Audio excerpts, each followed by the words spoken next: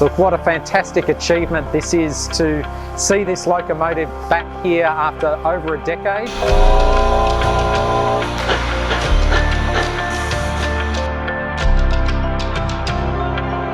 I'm ecstatic, to be honest. I saw 3801 coming out of service over a decade ago. I was there when the boiler was sent to Germany. I've lived through this for over 10 years now. I congratulate everybody who's been involved, the volunteers, the management team here. It's a great achievement, best achievement ever in Australia, and it looks great, and we're really looking forward to return to service.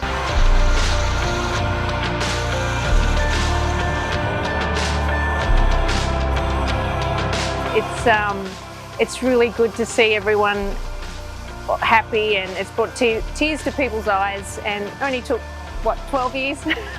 But it's history, and I love it. It's good news. As a lot of people would know, Wallandilly's been hit hard by fires since early December last year, and this will help build the morale not only of the community but volunteers and workers here at the museum.